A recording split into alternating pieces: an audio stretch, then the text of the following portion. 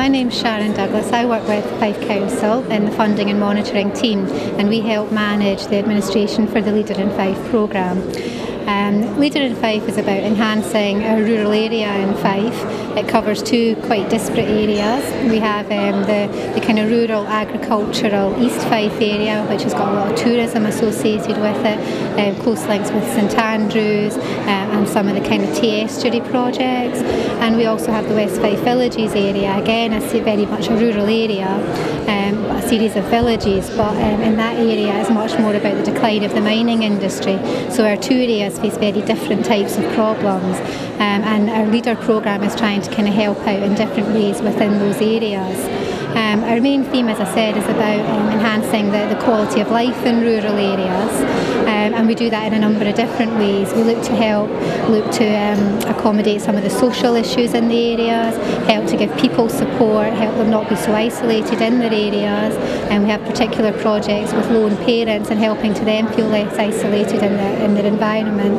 But we also do a range of economic improvements as well, helping local businesses and a number of environmental type improvements, so trying to improve the area physically as well as the life for the individuals who are in those areas. And it's good to kind of see, one, what people are doing in other parts of Fife, so we can bring an event like this can bring together people from quite disparate areas of Fife, with quite a large area, third largest local authority area in Scotland.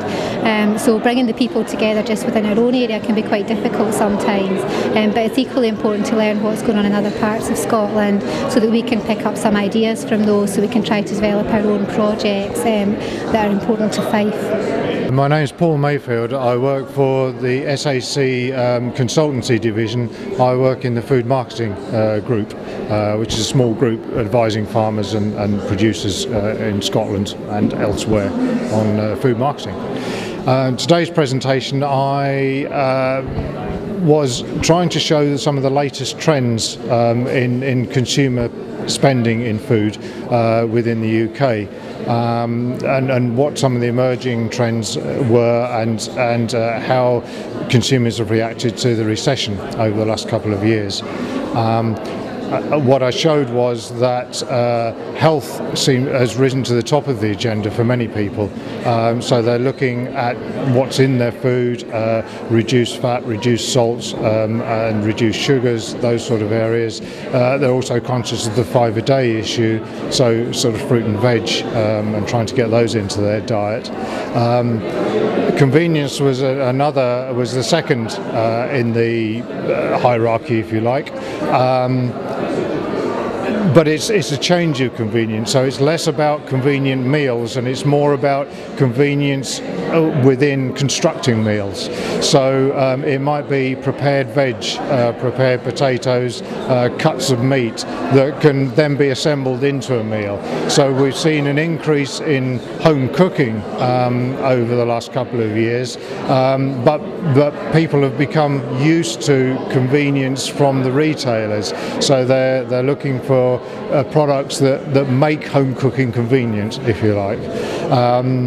And then thirdly are the sort of ethical issues around food. So things about provenance, husbandry, maybe food miles, sustainability, some of those issues have risen up the agenda as well.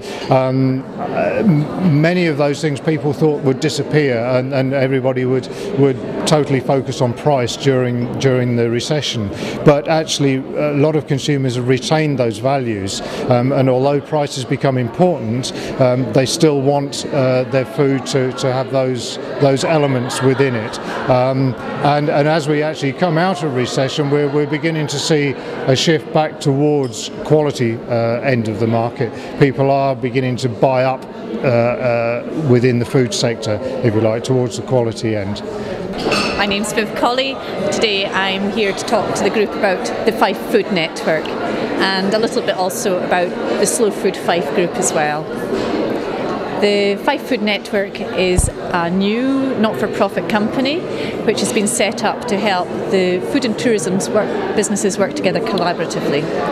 Early stages yet, but it has taken us 2 to 3 years to get this together. We've done lots of research, we've spoken to lots of people, we've looked at lots of structures, we've done a lot of work behind the scenes on doing business planning and raising funds to get off the ground.